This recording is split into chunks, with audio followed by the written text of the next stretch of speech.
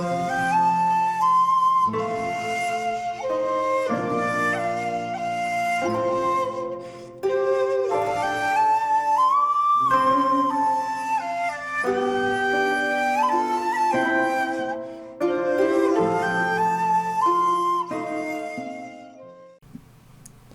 there, this is Solitary Ronin from Solitary Ronin Films, and welcome to another neglected gem.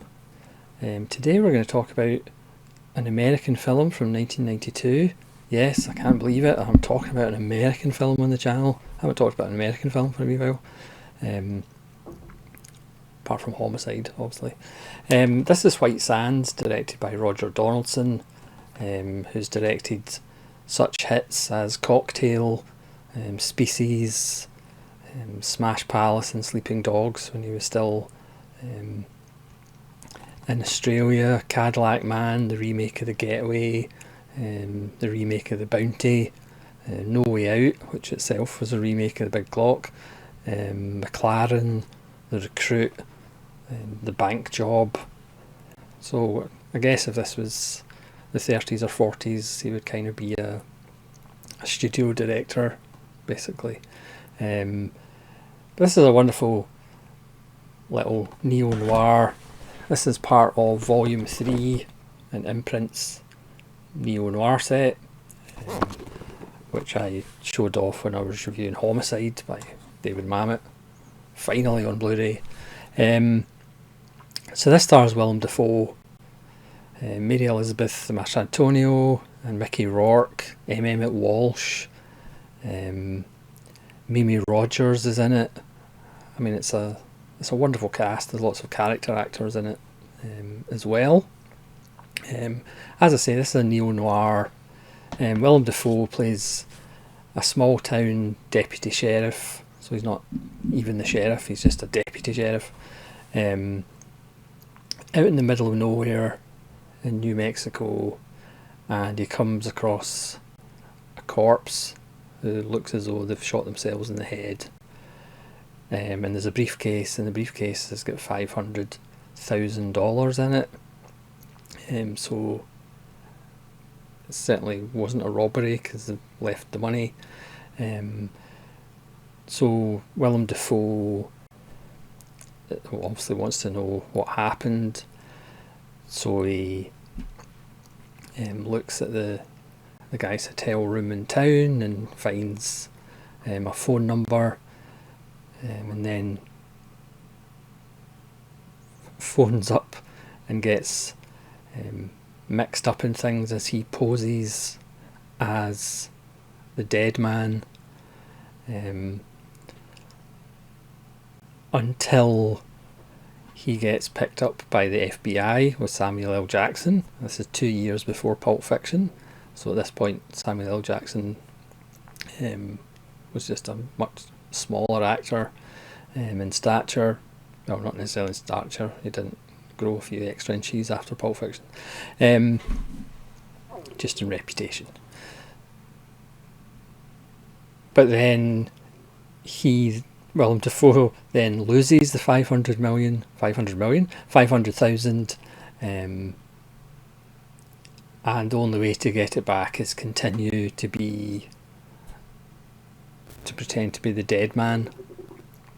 So it ends up that Samuel L. Jackson has been for years trying to catch Mickey Rourke, who is an arms dealer, and Mary Elizabeth Mastrantonio is kind of the middle woman between kind of getting these people. So Willem Dafoe's pretending to be the money man, who goes halfers on this deal with Mickey Rourke for arms.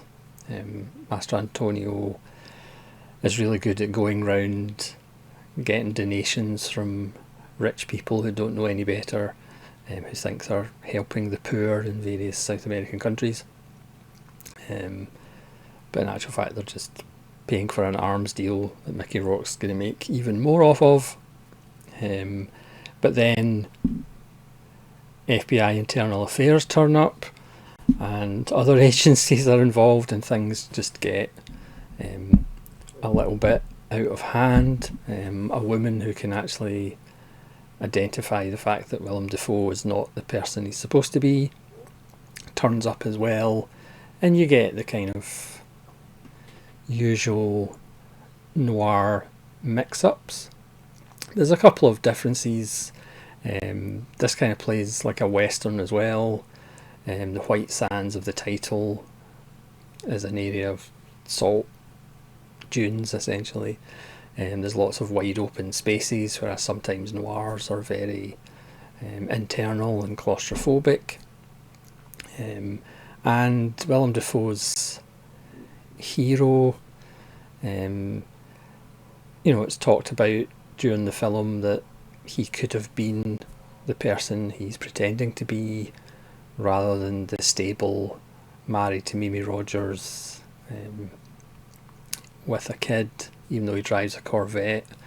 There's a really nice extra in the film from 2024 talking with the writer Daniel Pine, and how the slight differences in the script and what was actually shot.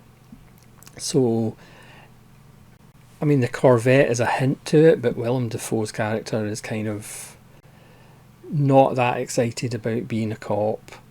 He's kind of wants a challenge, and I guess, as I said, the Corvette's maybe a little bit of a hint. He likes speed, he likes excitement. So there was a scene in the script that wasn't in the film where Dafoe's character starts his car, puts it into drive, and then jumps out and then checks all the shops on the main street are locked, and then jumps in his car. So just to make even that mundane act of making sure everything's locked up, he needs to add a little bit of adrenaline and a little bit of excitement to it. So because Dafoe is one of those actors, like Christopher Walken, in a sense that even when they play normal people or they play the hero, there's always something about them, just the way they look and the way they just their physical features and the way they deliver lines, even when they're playing a normal person, you're not exactly sure. So that gives Dafoe's character that ambiguity of, is he going to go down the path of excitement and money, or is he going to remember what his job is and actually be a stand-up person and go back to his wife and kid. It is an unusual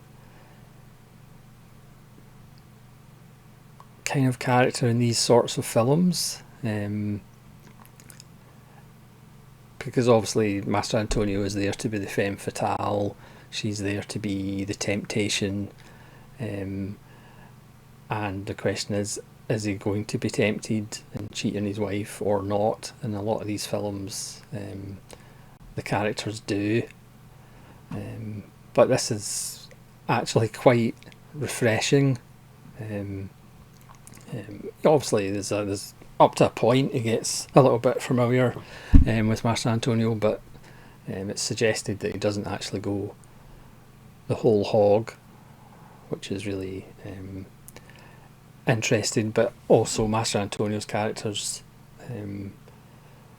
well written as well, because she's fairly, she's independent, she has kind of her own wealth, and again she just does these kind of side deals and being the middle woman and these sorts of things, again for excitement, because she's bored with her horses and her stables and the money. So again, she's kind of doing it for the excitement as well. So it's interesting in a film like this that money isn't really the driving factor. So many noirs, one of my favourites, Too Late for Tears, which is about a couple who get a suitcase of money thrown into their car pretty much, and how that money then affects Lisbeth Scott's character. But this is a little bit different in that sense. Money isn't actually the reason for these characters getting involved. The money is the reason for the FBI getting involved. They want their money back, and there may be corruption in that side as well, but it's more about excitement and adrenaline, before you realise that maybe you can't actually live like that your whole life. You have to actually make the normal boring choices. So it looks really good as well. Obviously having such a stellar cast, and Willem Dafoe's absolutely fantastic as always. Emmett Walsh is wonderful as the obviously laconic medical examiner who has some wonderful lines himself. And altogether, is it a genre defining example of a neo-noir? Perhaps not, but it's just it's a lot of fun, and again, it's got some little interesting elements as far as adrenaline and excitement being more important than money itself, and which path are these characters going to go down, specifically Defoe's character, and the choices you make might change the person that you end up being and why we make those choices, instead of going just all for adrenaline and enjoyment. Sometimes we have to put those urges behind us and settle down, which almost does seem like settling and taking the harder way out, perhaps. It's just a lot of fun, a really nice tone, and again, top class Defoe action. So thanks so much for watching this little neglected gem called White Sands. Please let me know if you've seen the film. I mean, I remember it being available in video shops, but I never actually watched it at the time. And as I said before, I pretty much bought this set for Homicide, but I've yet to watch Heaven's Prisoners, but I could probably say that White Sands is the second best film in the set. Yeah, and again, the 90s were probably the last great decade for American films, and this is no exception.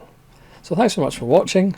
This is Solitary Ronin from Solitary Ronin Films, saying farewell.